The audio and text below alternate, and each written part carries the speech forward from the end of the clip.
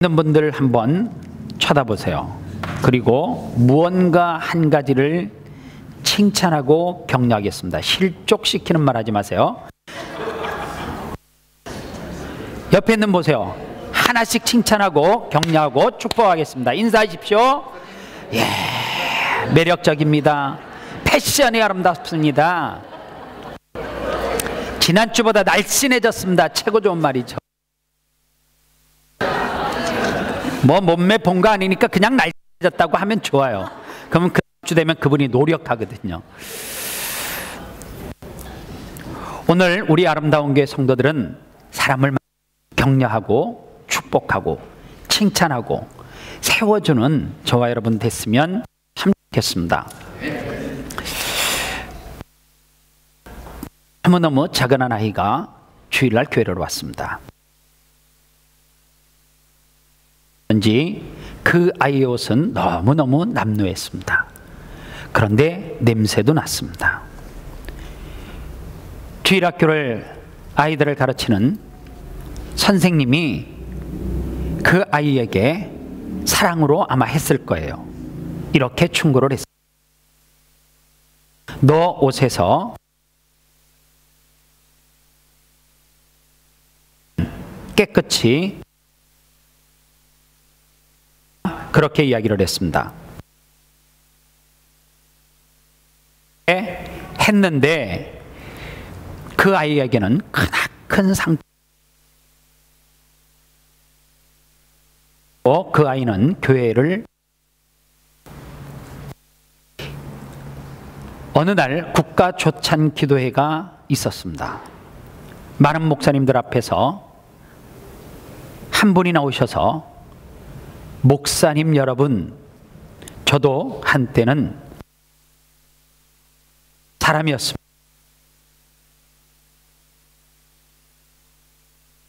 격려해주고 허물을 덮고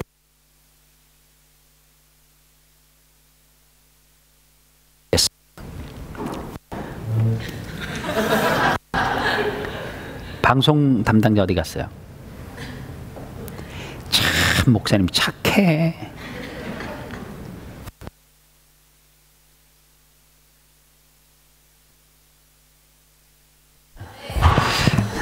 그럴 수도 있죠. 그쵸?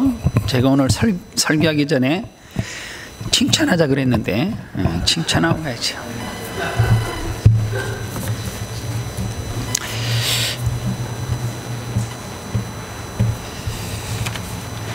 국가 조찬 기도회에 한 분이 나오셔서 사랑하는 목사님들, 제가 한때는 주일학교를 열심히 다녔던 사람이었습니다.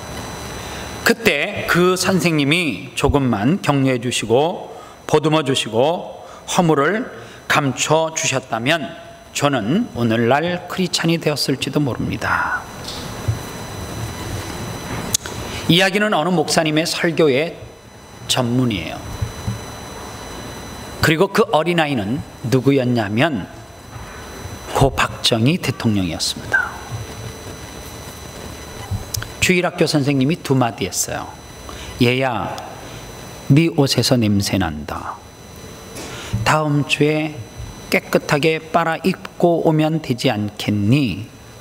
뭐가 문제예요? 큰 문제 있어요?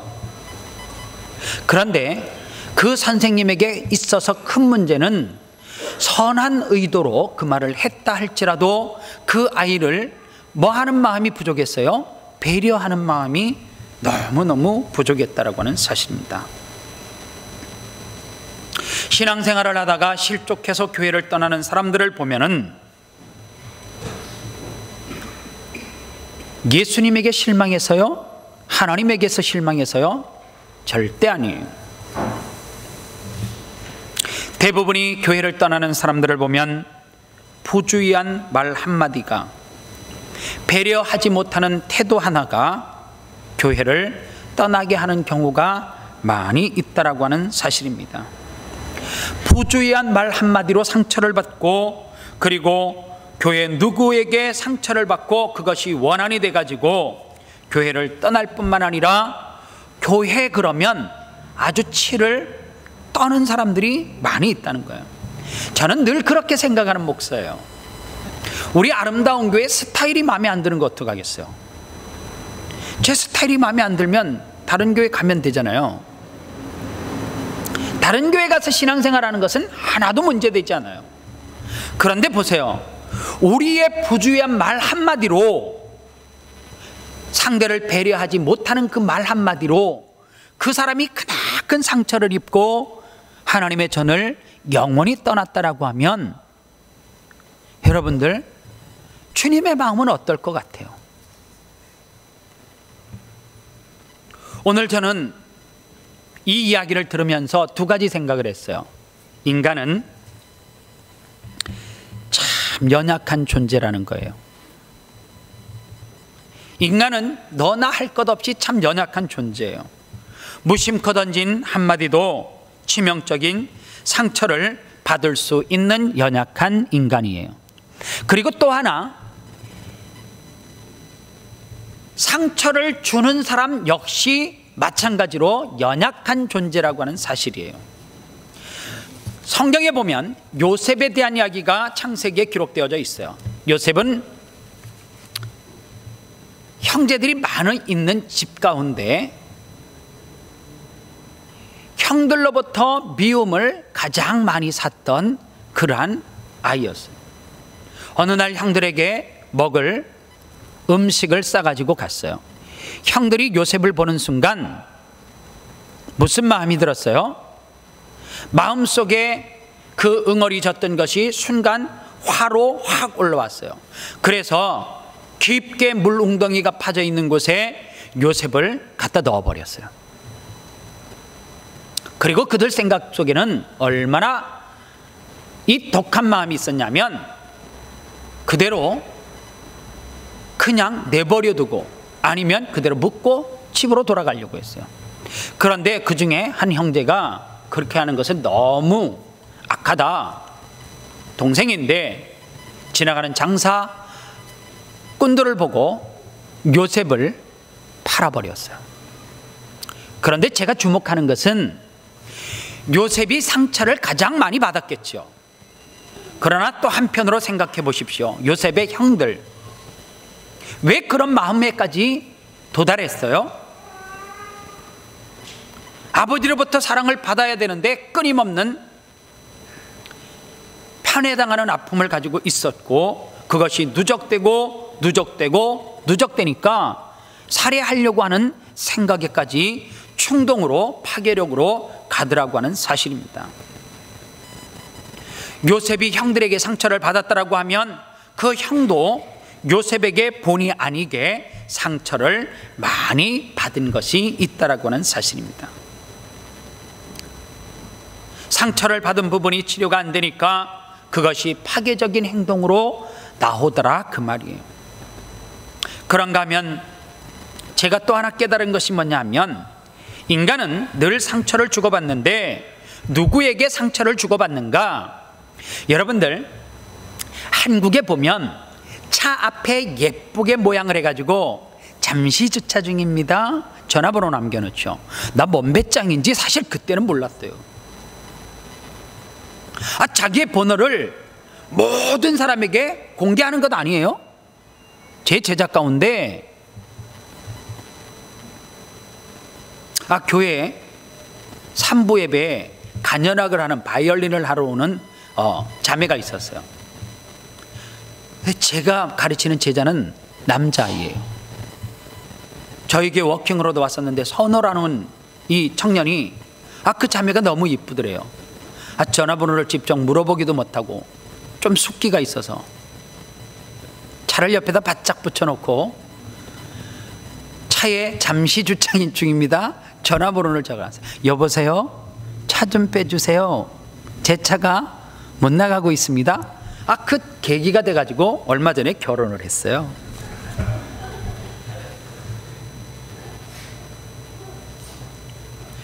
제가 처음에 호주로 와서 권사님, 장로님 집에, 성도님 집에 신방을 갑니다. 그런데 저는 우리 교회 성도니까 그 차가 나오는데 뭐 이렇게 돼도 괜찮겠다 이런 생각이 드는 거죠. 한국의 정서가 있으니까. 그리고 내가 지금 당신 집에 신방을 온 거잖아요. 그런데요, 갇혀갔던 권사님 장로님이 차를 저 멀리 다른 도로에다 대고 걸어 들어가는 거예요. 내 생각에는 가까이 갖다 대도 되는데, 어느 날 제가 에핑에 살 때에 어느 분을 길에서 만났어요. 그런데 집이 큰 집이었어요. 그런데 그 입구에다가 차를 잠시 세워놓고 차 곁에서 이야기를 하기 시작했어요. 나는 그 집에 아무도 없는 줄 알았어요. 갑자기 호주 할머니가 나오더니 얼굴을 우락부락하면서 자기 차를 끌고 나오는 것도 아닌데 차 빼라고 손짓을 하고 난리. 호주 사람에게 전화번호 적어놨으면 아마 다 죽은 거예요. 그죠? 그게 남을 배려하는 거거든요. 그런데 그것이 1년, 5년 습관이 되다 보니까 한국에 가서 가끔 운전을 해도 있잖아요. 주차를 할 때 배려하게 되더라는 거예요. 오늘 우리는 내가 한국에 살 때도 주차를 했어요. 2중, 3중으로 다른 집 앞에 했어요. 전화를 해요. 내 차가 나가야 되는데 3분 안에만 빼주면 화 안 나는 거 알죠? 되게 감사해요. 내 집 앞에 차를 대놨는데 전화했는데 한 번에 받아서 죄송합니다, 제가 금방 빼드릴게요. 그리고 3분 정도 시간이 지나도 오면 되게 감사해요. 그죠? 그런데 상처 안 받아요. 그게 무슨 상처가 돼요? 그런데 어떨 때 상처를 받느냐? 다른 데 상처를 받는 것이 아니라 정말 가까운 데 있는 사람, 유난히 나에게 잘 해주는 사람, 이 사람들에게 상처를 받아요. 그러면 상처를 받을 수밖에 없는 존재라고 하면, 더군다나 가까이에 있는 사람이 내게 상처를 준다라고 하면, 그러면 상처 안 받는 대안이 뭘까? 딱 하나예요. 조심하는 수밖에 없어요. 자꾸 충고하고, 그리고 가급적이면 가까운 데 있는 사람에게 무엇이 어떻다라고 이야기하는 것을 삼가 조금 조심하시고 절제하고, 그리고 가까운 데 있는 사람이 내게 어떤 충고를 하면 이렇게 생각하면 돼요. 이 사람이 나를 잘 알고 사랑해서 충고하는구나, 이렇게 넓은 마음을 가지고면 되는데, 대부분의 사람들은 얘가 요즘 나한테 하는 행동이 수상해, 멀어졌나 봐, 이렇게 가다 보면 그것이 큰 상처로 남게 되더라고 하는 사실입니다. 여러분들, 요즘 많은 부부들이 결혼을 사랑해서 하는데 많은 가정들이 위기 가운데 있어요. 세계에서 가장 많이 헤어지는 나라가 프랑스예요. 그리고 두 번째가 대한민국이에요. 이거는 공식적으로 집계가 된 케이스고, 집계가 되지 않는 케이스로 보면 한국이 어쩌면 프랑스를 앞설 수도 있다라고 하는 통계도 있어요. 왜 그래요? 저는 부부간에도 배려심이 없기 때문에 그렇다라고 생각해요. 정말 가까운 데 있는 사람인데 서로 뭐 하지 못하고요, 상대를 배려하지 못하는 데서 그럴 수 있다라고 생각해요. 오늘 성경에 보니까 6절에 뭐라 그래요? 누구든지 나를 믿는 이 작은 자 중 하나를 실족하게 하면 차라리 연자맷돌을 그 목에 달리우고 깊은 바다에 빠뜨리는 것이 나으니라, 그렇게 이야기해요. 왜 예수님께서 이 부분을 이렇게 거론할 수밖에 없을까? 너무너무 강한 메시지잖아요. 다른 사람 실족해 있는데 연자맷돌 아세요? 그냥 맷돌만 달고 바다에 빠뜨리면 그 맷돌 무게 때문에 가라앉아서 죽어요. 연자맷돌은 여러분들 보셨을지 모르겠는데 큰 소가 있잖아요. 커다란 것을 돌아가면서 이렇게 돌리는 거, 그게 연자맷돌이에요. 내가 옆에 사람을 실족하게 했는데 예수님은 뭐라 이야기하냐면, 작은 한 사람을 실족하게 했어도 연자맷돌을 그에게 묶어서 죽여야 된다, 그 말이에요. 너무 강한 메시지잖아요. 왜 예수님께서 이렇게 강하게 경고하고 계실까? 제가 청소년 사역을 할 때 중학교 2학년 아이를 둔 집사님이 저에게 찾아왔습니다. 목사님, 우리 딸아이가 내 말을 전혀 듣지 않아요. 목사님의 말은 조금 듣는 것 같은데 목사님이 언제 시간 내셔서 이 아이를 따끔하게 훈계해주고 바른 길로 인도해 주세요. 제가 전문가 아니겠어요? 그 당시에. 그래서 시간을 내서 그 아이를 불렀습니다. 그리고 음식을 시켜서 먹어. 그리고 장장 제가 2시간 동안 정말 바른 이야기를 했어요. 성경을 막 갖다가 그 사이에다가 끼우고 네가 이렇게 살면 안 되는 이유를 설명하고 네가 이렇게 살면 하나님 앞에 하나님이 창조한 너에게 얼마나 큰 실망을 하냐 막 그러면서 강력하게 2시간 쉬지도 않고 전했대요. 그리고 그 아이의 눈빛을 보니까 목사님 죽을 죄를 졌고 다음 주에는 꼭 교회 오겠습니다, 이런 눈빛이었어요. 마지막 마무리도 정말 멋있겠어요. 기도하면서 축복해 줬어요. 한 주가 지났어요. 집사님이 심각한 얼굴로 왔어요. 목사님, 우리 딸아이가 다시는 교회 안 온대요. 뭐 꼭 그렇게 전할 필요가 있어요? 목사님, 우리 딸아이가 목사님 만나고 난 다음에 다시는 교회 안 한다고 치를 떨어, 치를. 그 이야기는 뭐예요? 이유가 무슨 문제냐 이 말이 저에게 묻는 거예요. 제가 2시간 했던 이야기를 필름을 내 스스로 돌려봐도 틀린 말이 단 하나도 없어요. 성경이 틀려요? 부모 말 잘 들으라는 것이 틀려요? 하나도 없어요. 너무너무 내게 마치 큰 짐으로 눌림이 시작되어졌어요. 집사님을 만나고 집으로 돌아오는 가운데 그 아이 일주일에 전에 만났던 이야기를 또 곱씹고 다시 필름을 돌려보는 거예요. 내가 뭐가 잘못됐지? 뭐가 문제였지? 그 아이의 눈빛은 분명히 잘못을 뉘우치는 눈빛이었는데 어떻게 주리를 틀면서 교회를 오지 않는다라고 이야기를 하지? 끝없이 필름을 돌려보니까 잘못한 이야기, 틀린 이야기는 하나도 없고 정말로 딱 바른 목사의 기준으로 이야기를 했는데 그 아이는 다시는 교회를 안 온대요. 목사님 때문에. 문제는 누구에게 있어요? 제게 있잖아요. 찾아야 되잖아요. 어느 날 내게 하나님께서 깨달음을 주는데 그게 뭐였냐면 네 틀린 얘기 하나도 아닌 것이 틀렸다 그러더라고. 너 정말 바른 이야기 했는데 그게 틀렸다 임마. 만약에 내가 그리고 생각을 해보니까 그 아이에게 네 엄마 문제 있더라, 네 엄마 표정도 문제가 있고, 물론 네가 그 표정 때문에 엄마의 말 때문에 가출하는 것은 너에게 책임도 있지만 내가 봤을 때 네게 100% 책임 있는 것은 아니야. 내가 보니까 너는 참 괜찮은 아이고 네 엄마가 그렇게 걱정하지만 그 정도로 걱정할 정도로 내가 보니까 너 막 사는 아이야. 나는 너에게 기대하고 있다. 너 훌륭한 친구야. 너 잘 될 거야. 그런데 요거 하나만 조금만 너가 자제하면 안 되겠니? 만약에 내가 그렇게 이야기했으면 어땠을까라는 생각이 순간 스쳐 지나가는 거예요.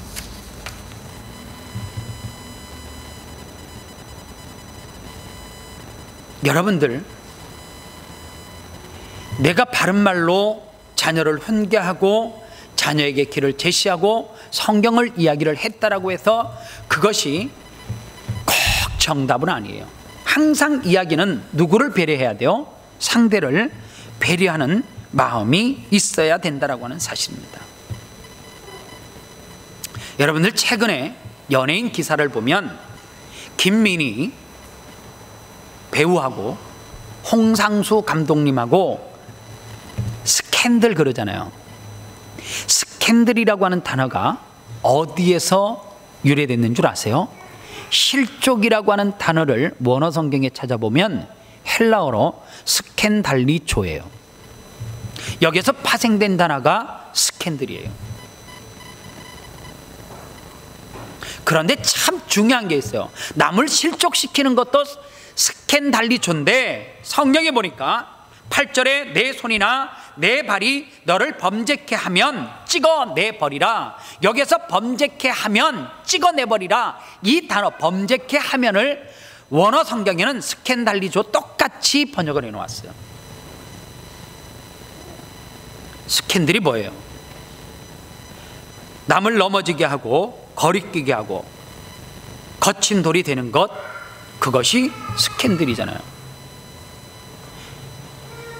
제가 어느 기사의 내용을 가지고 이야기하지만 두 사람이 서로 스캔들을 통해서 누가 지금 실족하고 있어요?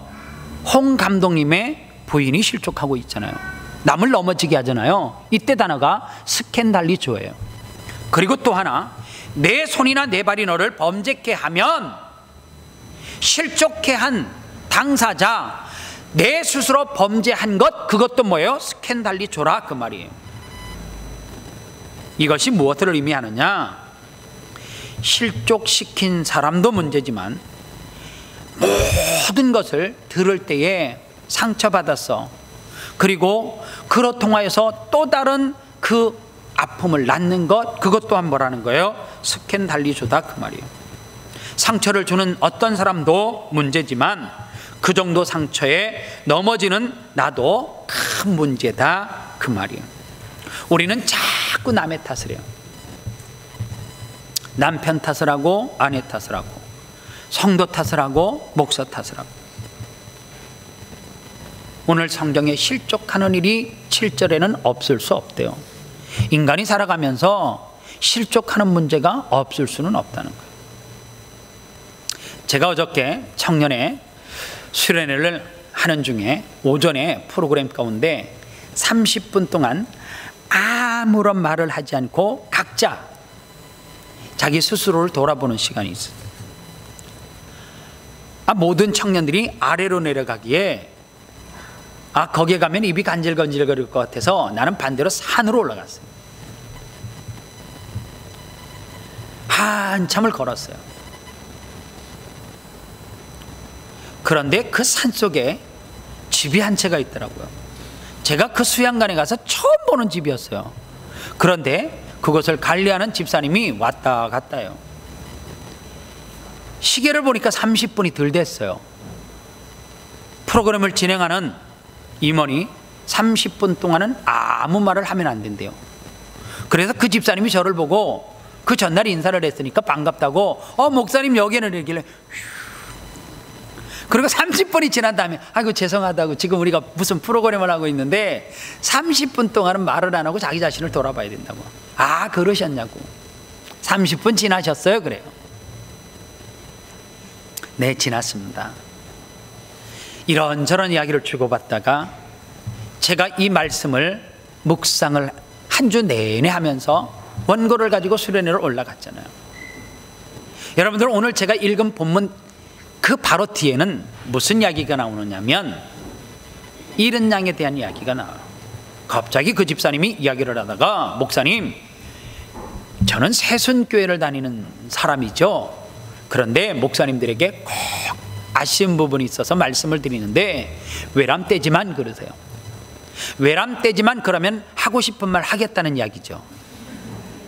그러면 저는 어떻게 해요? 외람되지만 들어줘야 되잖아요. 그런데 제게 너무 있잖아요. 너무 소중한 말씀을 하셨어요, 그분이. 저는 가끔 목사님들을 보면, 왜 목사님은 자기의 목표, 자기의 방향이 있으면 물론 그것이 하나도 틀린 것은 없다는 거예요. 목사님이 하시니까 뭐 틀린 것이 있겠냐는 거예요. 그런데 왜 모든 사람들이 다 따라가지 못하는데 목사님들은 교회 안에 늙은 양도 있고 탱탱한 양도 있고 그 다음에 비실비실한 양도 있고 어린 양도 있는데 왜 목사님들은 모두 다 튼튼하고 실한 양이라고 생각을 하냐고. 그들 몇몇 사람만 옳다 그러면 어린 양이든지 비실비실거리는 양은 뭐 비실거리든지 떨어져 있든지 상관도 없다는 거예요. 그러면서 목사님은 안 그러시죠? 그러는데 거짓말하면 안 되잖아요. 집사님 말씀 드리니까 저도 그렇게 목회하네요.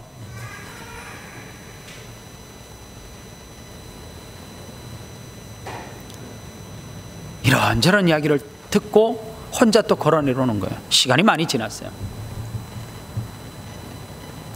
그 집사님이 말한 성경 내용 제가 모르는 거 아니에요. 주일학교 아이들도 다 알아요. 뭐라 이야기해요? 99마리의 양이 함께 주인과 함께 왔어요. 한 마리의 양이 떨어졌어요. 그런데 그 주인은 99마리의 양을 남겨둔 채 잃어버린 한 양을 찾으러 갔다, 그 말이에요. 그게 어린 양, 비실비실한 양 아닙니까? 저에게 그래요. 나는 그렇게 했는가 돌아보게 됐어요. 내가 실족시킨 사람은 없는가 돌아보는 깊은 시간을 가졌어요. 사랑하는 여러분, 이 실족이라고 하는 것의 위험성이 뭐냐면 사람들이 인식하지 못해요. 이 실족이라고 하는 것이 얼마나 무서운 건가를 사람들은 잘 인식을 하지 못해요. 그래서 한국 사람들이 쓰는 표현 가운데 이런 말 되게 많이 하죠. 나는 성격대로 하고 싶은 말 다 해요. 제가 자주 인용하는 말씀이에요. 그리고 꼭 끝에 가서 그래요. 나 뒤끝 없는 거 알죠? 그래요. 지가 없는 거지. 왜 나한테 뒤끝 없는 것까지 강조를 해요? 그건 지가 없다는 거지. 상대가 뒤끝 있는 사람이 있을 수 있어, 없어요? 우리 교회 성도들 가운데 뒤끝 장렬이에요. 이런 사람 많아요. 뒤끝 없습니다 그래 놓고 뒤에 가서 다 호박씨 가는 거 다 알아요. 무슨 뒤끝이 없어요? 자기 그렇게 쿨한 사람이다, 멋있는 사람이다, 그 말이에요. 상대가 안 쿨하고 상대가 안 멋있으면 그 사람을 배려하고 말을 해야 되는 거예요. 오늘 우리는 그게 부족해요. 사람들은 그래요. 나만 괜찮으면 괜찮아요. 나만 아무 그거 없으면 상대가 어떻게 되든지 문제되지 않아요. 오늘 여러분들, 실족을 우리가 피하기 위해서 어떻게 해야 되느냐? 우선순위를 정해야 돼요. 그 우선순위가 뭐예요? 우리는 상대를 자꾸만 볼 때 기능으로 상대를 봐요. 우리가 상대를 볼 때는 뭐로? 우리 아름다운 교회 성도들이 기능으로 만났어요? 이 사람은 이런 기능이 있어가지고, 이 사람은 이런 기능이 있어가지고. 아니잖아요. 뭐로 만났어요? 관계로 맺어졌잖아요. 우리는 기능으로 만난 사람이 아니에요. 내가 일을 하는데 이 사람이 좀 뒤처져요. 이해해야 돼요. 자기 스타일로 마음에 안 들면 막 줄이를 들어요. 어떻게 할 줄을 몰라요. 제가 물어볼게요. 요리 다 잘해요?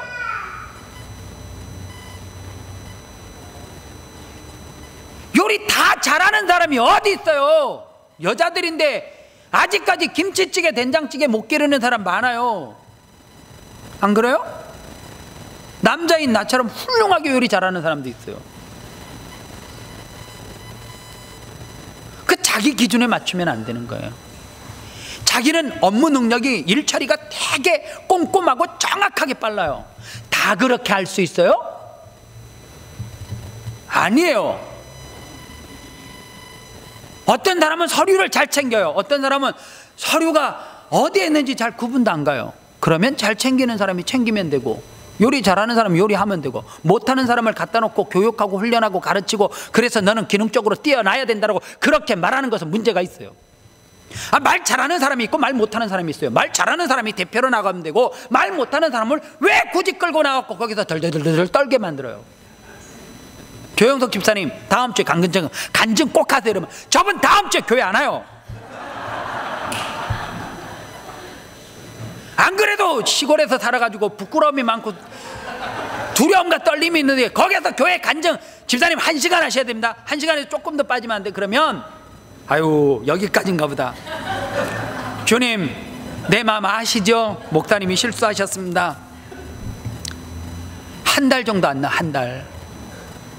그래서 제가 대표기도 넣을 때도 있잖아요.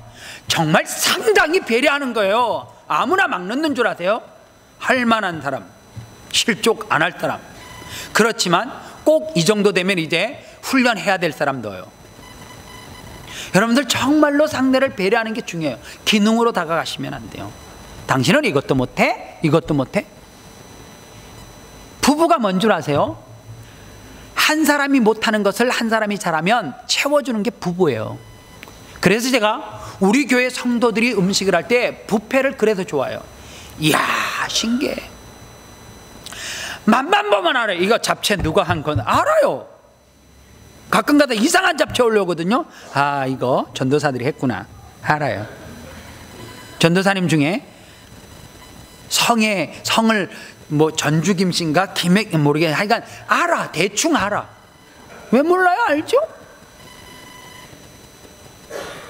겉절이에 오면 맛을 보면 그것이 이거는 김아무개 집사님 작품이구나 알아요. 이 김치를 먹으면 이거는 한 번밖에 안 드시는 김치구나. 동두천에 사시는 오아무개 장로님 김치 알아요. 왜 몰라요? 다 알죠? 여러분들 보세요. 우리는 관계로 만났기 때문에, 기능으로 만난 것이 아니라 관계로 만났기 때문에 그것을 하나하나 어떻게 해요? 가지고 조화를 이루는 거예요. 하모니를 이루는 게 그게 뭐예요? 교회라는 거죠. 그래서 교회는 공의가 난무하면 안 돼요. 물론 공의가 필요해요. 오늘 교회는 정죄가 난무하면 안 돼요. 그 위에 뭐가 있어야 돼요? 은혜가 있어야죠. 은혜가. 부부가 뭐예요? 왜 헤어져요? 서로 충돌이 일어날 때에 부부는 왜 부부가 됐어요? 조건 보고요? 기능 보고요? 그러니까 다 헤어지지. 사랑해서 하는 사람이 어떻게 헤어져요? 사랑으로 그 부족한 부분을 다 덮어버리는데. 그래서 여러분들, 제가 청년들에게 꼭 하는 말이 있어요. 조건 보고 결혼하지 말고 사랑하면 알아요. 사랑하면. 사랑하지 않으면 하지 마세요. 조건은 내일도 오늘도 없어질 수 있는 것이 조건이란 말이에요. 오늘 교회는 특히 관계 중심으로 모셨어요. 제가요, 한국에 있을 때 월요일이 되면 돌을 이렇게 수석을 줍는 것을 한 3년 정도 했었던 때가 있어요. 돌을 주우면서 너무 동그란 돌이 똑같은 거예요. 그래서 함께 간 목사님에게, 목사님, 이 돌이 너무 똑같아요. 그랬더니 지팡이를 가지고 이렇게 뭐가 똑같아? 여기가 틀렸는데. 세상에 똑같지 않는 것, 제가 찾지 못한 것이 돌이에요. 또 하나, 세상에서 돌보다 더 똑같지 않는 것이 있어요. 사람이에요. 사람은 절대 똑같을 수 없고 같지도 않아요. 그래서 그 말은 뭐냐면 기능도 다 틀리다, 그 말이에요.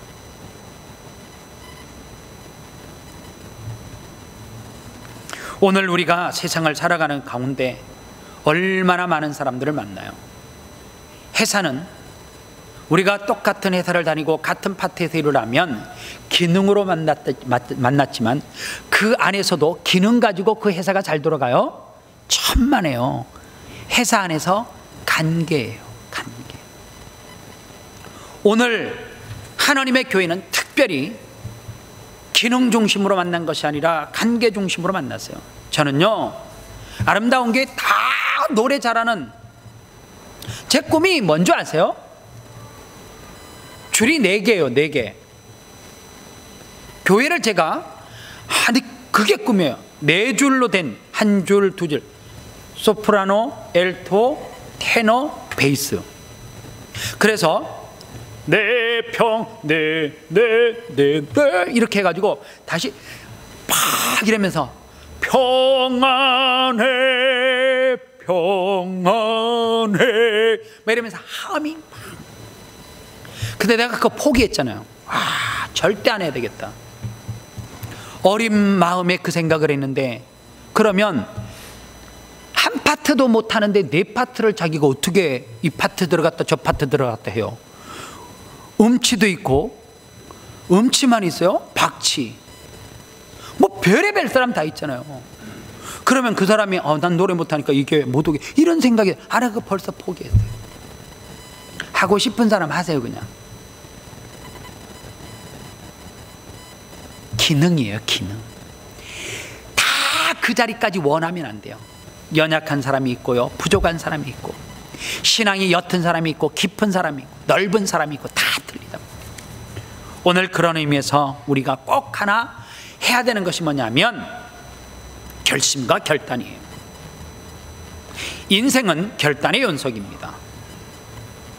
사무엘 존슨은 이런 이야기를 했어요. 결단력이 없다면 실행할 수 없고 실행하지 않는다면 성공할 수 없다, 이런 이야기를 했어요.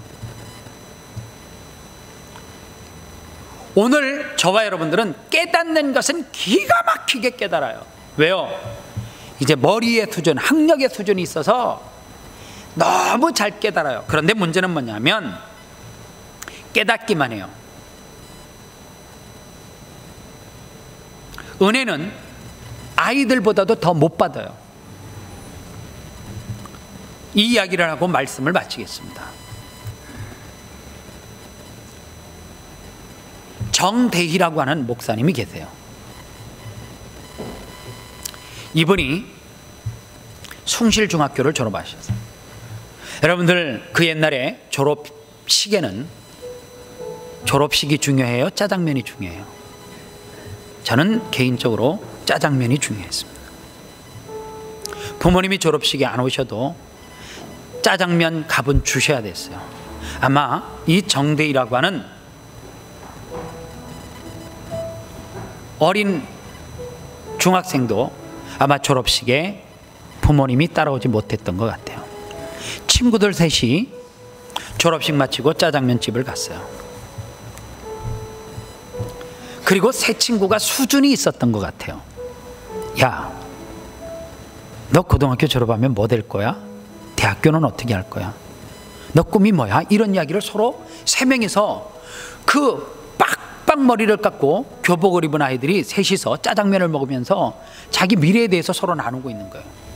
그 옆에 한 신사가 있었어요. 들어보니까 수준이 있어요. 한 친구가 이렇게 말하는 거예요. 나 교수 될 거야. 그러니까 한 친구는 나는 과학자 될 거야. 그때 뭐 흔한 게 과학자예요. 너 뭐 될래는 과학자야. 그리고 정대희라고 하는 친구는 너는 뭐가 꿈이야? 그랬더니 나는 훌륭한 목사 될 거야. 그렇게 이야기했어요. 이야기가 이제 마무리될 때쯤 그 신사가 옆으로 왔어요. 보통 그러면 멋진 신사는 짜장면 값 내줘야 되는데 계산했다라고 하는 말은 없어요. 그리고 그 어린 친구에게 와서 이렇게 말했어요. 너는 정말 훌륭한 과학자가 될 거야. 너는 훌륭한 교수가 돼서 많은 사람들에게 좋은 영향력을 끼치면 좋겠다. 정대희라고 하는 친구에게 왔어요. 어깨에 손을 얹으면서 이렇게 말했습니다. 정 목사님, 앞으로 훌륭한 목사님이 되실 줄 믿습니다. 이렇게 이야기했어요. 그분은 그 세 친구의 아이들을 격려했던 사람은 도산 안창호 선생님이었어요.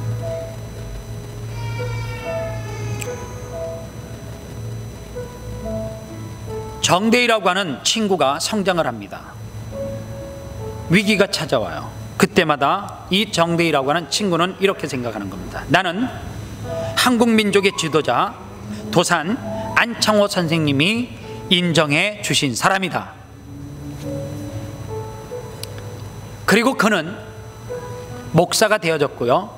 전 건국대학교 총장이 되셨죠.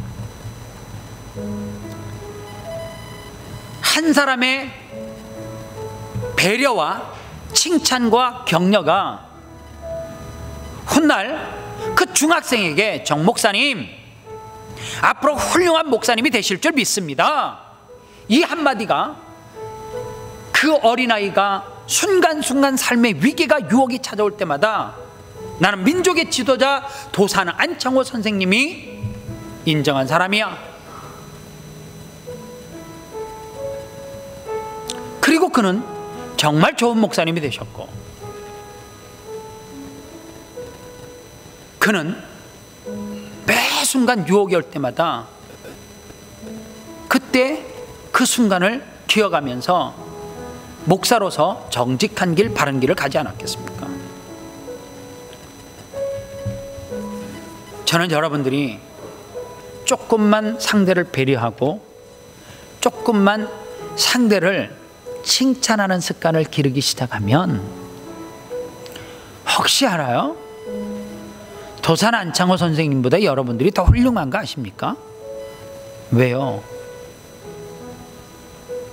오늘 저와 여러분들이 하나님의 자녀거든요.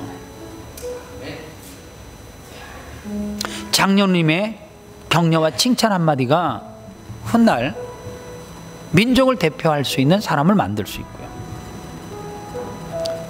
제가 주일학교 교사 선생님들에게 그랬어요. 여러분들의 칭찬과 격려 한마디가 훗날 그 사람이 대통령이 됐을 때에 이렇게 말하면 얼마나 멋있겠냐. 저는 시드니 아름다운 교회 아무개 선생님이 그때 격려하고 칭찬해 줬던 그 한마디가 오늘 저를 만들었습니다. 그리고 참 멋지잖아요. 이분이 저의 그 당시의 스승입니다. 게임 끝이죠. 복음 전하는 거 끝이죠. 더 이상 뭐가 더 필요해요? 사랑하는 여러분, 우리도 그렇게 할 수 있고 그렇게 세울 수 있습니다. 오늘 우리가 남을 실족시키지 않는 일에 거기에만 신경 써서 나 이거 안 했어 저거 안 했어 이런 사람이 아니라, 우리의 인생 가운데 한 영혼을 세워주는 격려와 칭찬에 인색하지 않는 저와 여러분들이 되시면 너무너무 좋겠어요. 이번 주 제가 준비한 찬양이에요. 우리 하나님의 자녀잖아요. 하나님의 자녀는 주님을 닮아야 돼요. 두 손 들고 찬양합니다. 다시 오실 왕, 나 주님만을 섬기리 헛된 마음 버리고. 오늘 이 찬양의 고백이 저와 여러분들의 신앙의 고백이 됐으면 너무너무 좋겠습니다. 가사를 깊이 묵상하면서 하나님 앞에 찬양하겠습니다. 두 손 들고 찬양합니다. 두 손 들고